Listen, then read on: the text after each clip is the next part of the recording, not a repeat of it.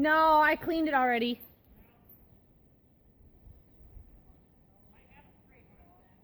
All right.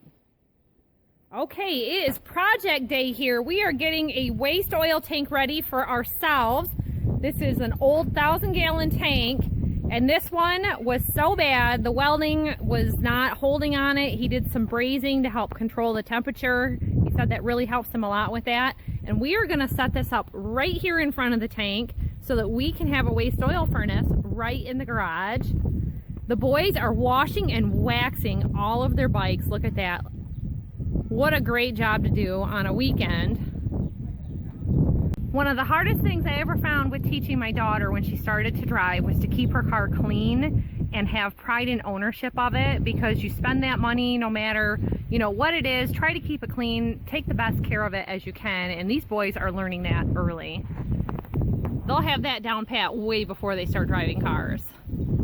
So this is a tank that I've been working on.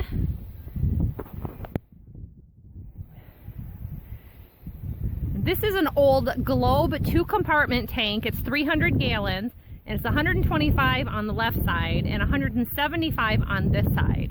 So I ran to Menards today and I picked up some coated cable wire for that and some clamps and some turnbuckles to tighten it down. We found that it's a good way for securing the tank to the stand on this old style, because it was actually on a different style stand that was just mangled, and the brackets that were here didn't have anything to do with the stand that it was on. So rather than try to save that, he had a tank that was too far gone a long time ago, and he had this stand here. So he's got it all threaded and ready to go with 2 new filters and new hoses and 2 new nozzles.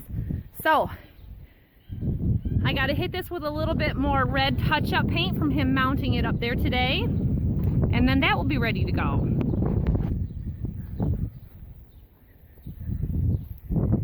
And the next project on my list is getting back to this running gear. I got the kids all out of the house and had the family helping me with a lot of the painting. So this side I think is completely ready. There's maybe a couple spots that need some touch up. This one needs a second coat of paint. This piece needs a touch up, possibly a second coat of paint. And I think this one is completely done. So I'm gonna look them all over. We've got to flip over all the mounting brackets that the kids painted so that we can get those ready. And then we can start getting it put together hopefully tomorrow. Oh, that looks nice.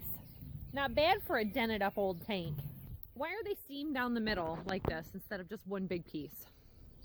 It was the coil of steel. Oh. Whatever chunk they had. So not many coils are as wide as the tank. This tank is 96 inches wide.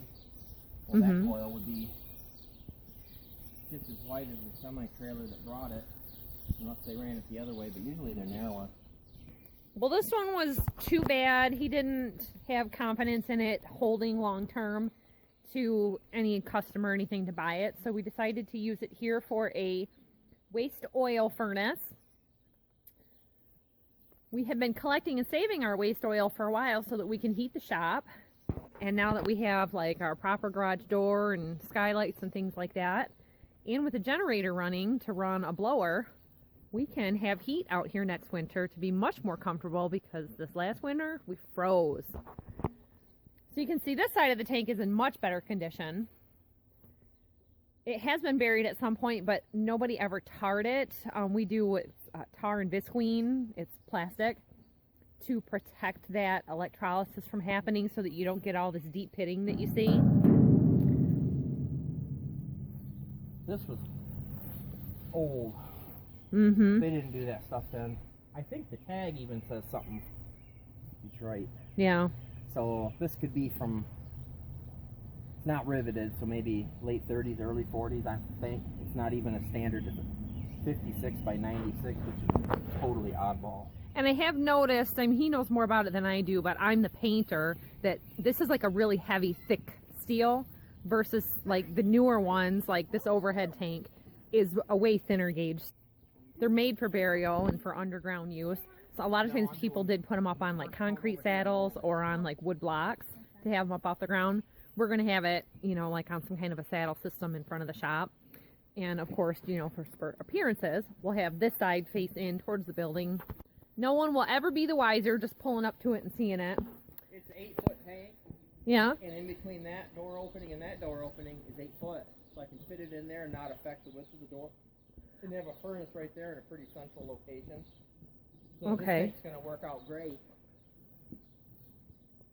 With a heating oil tank or with waste oil, does the color of the tank help at all with the viscosity of, you know, temperature-wise in the winter? Black is a bad color to have above ground because they condensate, they get so hot. But I thought we had the black paint, and if you spill a little bit on the tank, I'm going to build a big fat round funnel to dump it into with a lid. But if you spill a little bit, it's black. Yeah.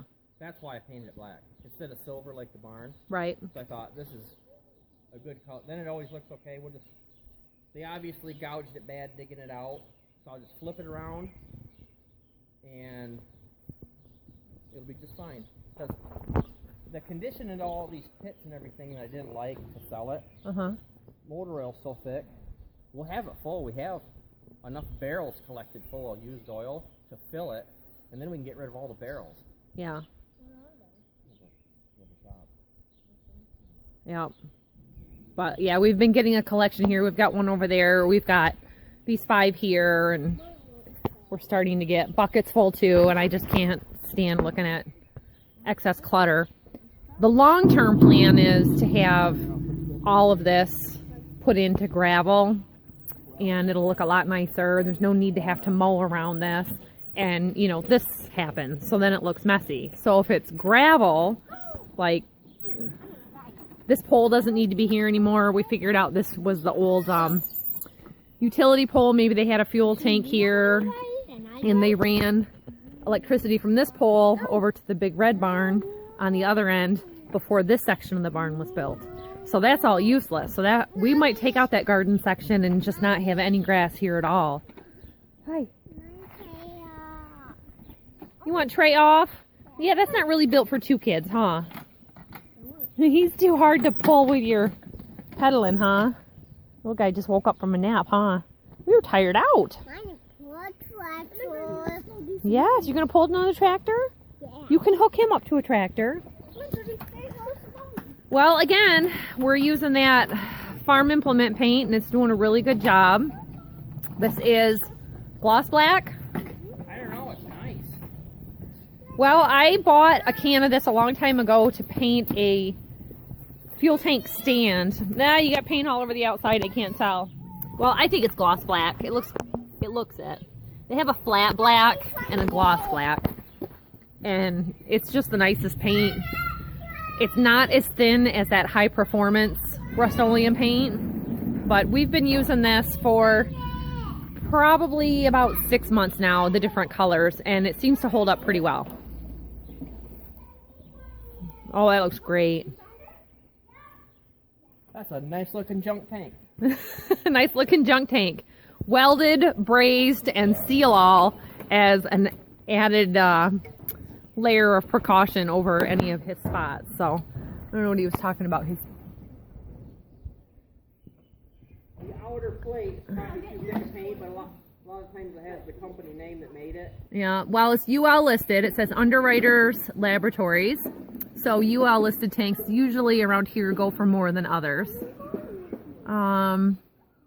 It's wet, and I'm wearing a white sweatshirt, so I don't want to lean forward on it. Well, maybe we can read it again later here, but I'm having a hard time reading it upside down. US gauge N. That's wet. I know, I'm trying to not lean forward. What?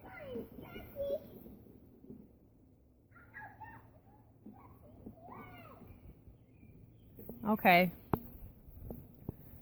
I'll have to look up what gauge steel that is, but that's it.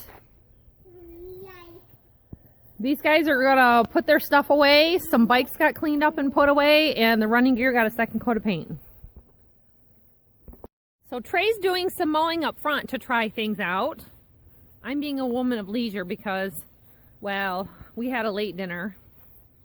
Jack, look what you got. I can hold 6 buckets in this now.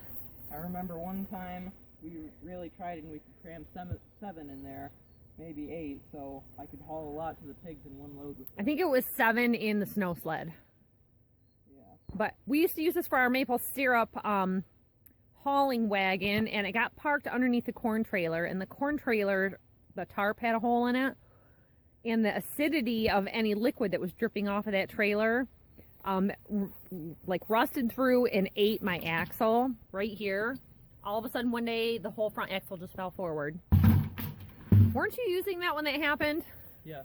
And I had noticed it was kind of like tipping forward. I would pull up on it a little bit, but filling this with a feed tub, like a water tank, 50 gallons maybe. Let's go get some more.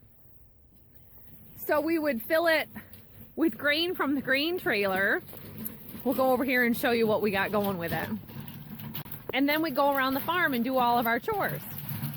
So to get the grain out of the grain trailer, we just drop it down out of the hopper into a swimming pool. And you can shovel or scoop it out, fill the bucket. It's about 5 scoops per bucket, which is super handy. And Jack's real good at this work. It's helping him to be a man. Don't slop all over the floor. Well, they call it the ground outside. The deer come up here and they know that he leaves some, which I found a bunch of grain on the ground by the pigs today. What happened? I don't know. Oh, yesterday when I was feeding them, one of them startled me. I stepped backward and it spilled on the ground. With like half a bucket of grain on the ground. Yep.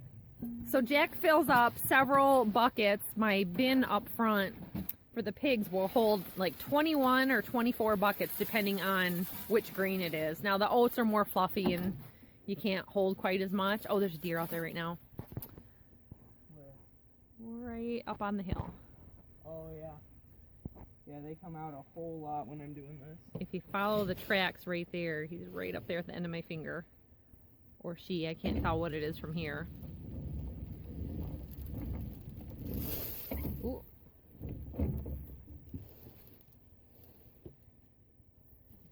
There's a fog. Yeah.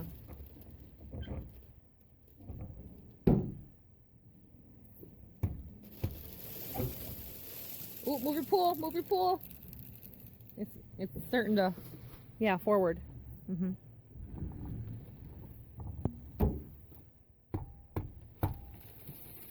You need your shovel so you can whack it. I think you should move your pool a little more forward. No, forward towards the front of the trailer, not towards you.